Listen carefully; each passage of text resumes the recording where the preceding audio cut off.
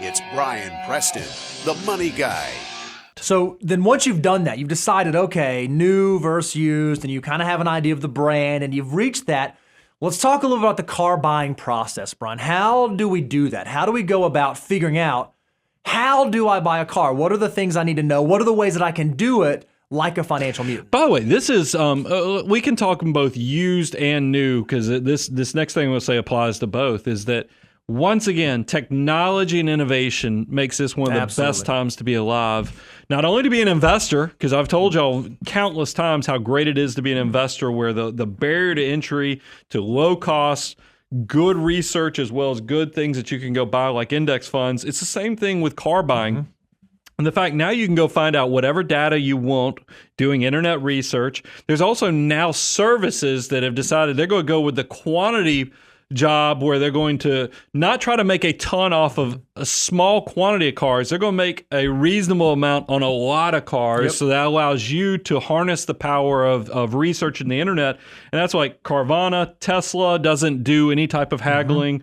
TrueCar, CarMax, these are all services and innovations that are changing the way the car buying process occurs. Now, I think it's so interesting, Brian. I don't want to go off too far on a tangent, but I think it's important to drop in there. You know, I've recently bought a couple cars in the past couple of years.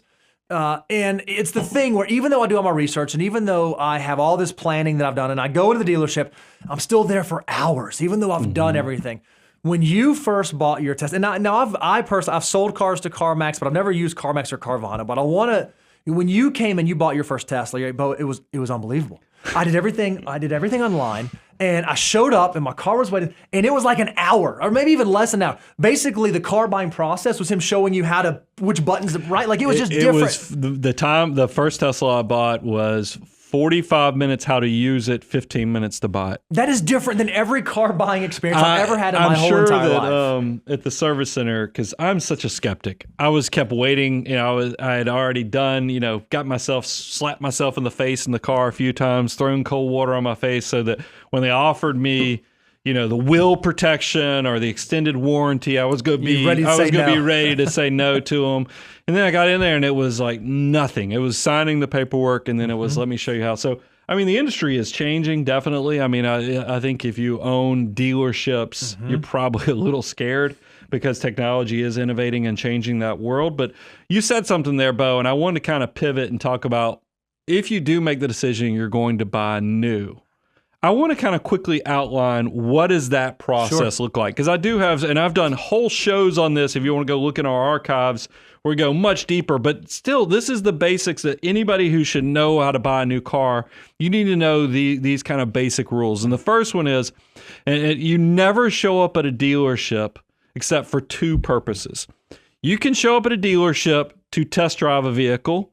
You can show up at a dealership to pay for a vehicle. You don't show up at a vehicle to test drive and buy a vehicle. Those are two separate events there. You make sure you separate those things, because I don't want you to get caught in the emotional trap, because car buying is an emotional trap and they try to take advantage of you in this consumer society. So you only go to a dealership twice. As like I said, test drive and to pay for it. Now, this is a hard one, because my wife, she's a different kind of consumer.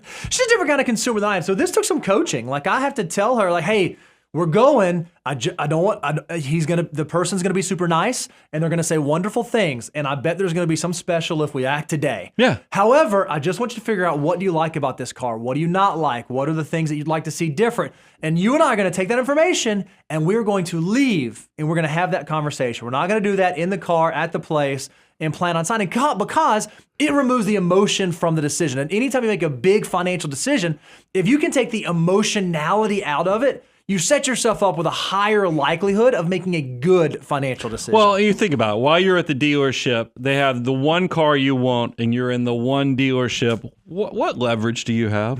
You don't. So you have to leave, because as soon as you leave, now you can go online. You can research what you should pay for this vehicle. You also, what I love is that you can then go find out how many other dealerships have that exact vehicle that you want. So now you've changed this from a very emotional, that dealer has that one car I want on there, to now there are 4 of these exact cars at all these different dealers.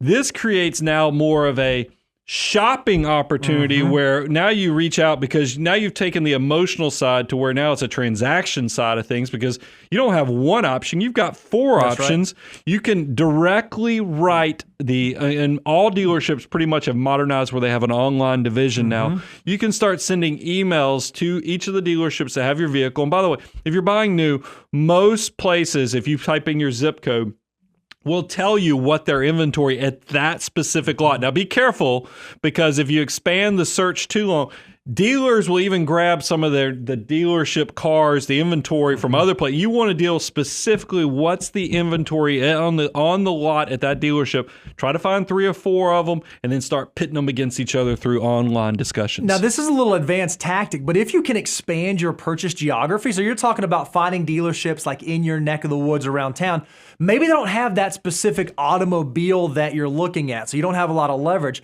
but it's not uncommon to look within a driving distance. So like where we live in Middle Tennessee in the Nashville suburbs, and a lot of people buy nice cars here. So the price of cars is a little more expensive. When my wife and I went to buy our last car, we actually looked in Alabama. We looked at another state over in a more rural area. We were able to find the car located on a lot, and we actually got a good deal off MSRP simply because we were willing to go outside of our geographic region to do our research. You are being so nice because let me put this in a better way. People where we live are rich and stupid. I mean, I feel a little bit, because y'all, I mean, we've gotten all kind of compliments because we don't ever call anybody dumb or stupid on the show. But living here in Williamson County, I think there's a lot of rich, stupid people. And because I'm not picking on my audience, but I do think because you go to any dealership here, and there's a reason I think about this in the fact that February of 2022, 80% of brand new cars sold at or above MSRP. That makes my skin like crawl just a little bit. Who is that? It's all these people around here that just show up. They need a car. They buy a car. They don't pay attention. If you will, Bo, I want to give him credit. Because he said he bought a car in Alabama. You know what's so much more fun to say? Boaz, Alabama. He went to Boaz, Alabama. I don't even know where Boaz, Alabama is, but you bought a vehicle from there, just like I've bought vehicles from Huntsville, Alabama, because it makes so much more sense if you will expand your geography and then you don't get taken advantage of. Because I just think there's so many, if you look at the population of where we live, there's so many people trying to easily part with their money that I guess they walk in these dealerships and get ripped off. And I'm just not willing to partake in that. And I want you to share one more experience share, because the problem with Boaz, Alabama is it's a number of hours away from us. And your time is obviously worth something. I have found, and I've heard other people do it, even if you buy from another place, did you have to go drive the hours and wait to drive back the hours? Nope, that's exactly what I was going to say. It was wild because the guy said, okay, well, hey, we'll have this car ready. When can you come pick it up? And I was like, oh, man, I've got these young kids and doing a 4-hour or 3-hour trip there and a 3-hour, that just sounds like a lot. Do you have any other solutions? And he was like, oh, yeah. Well, you just want to, we can have someone drive it to you. I was like, I'm thinking, oh, my goodness, it'd be crazy.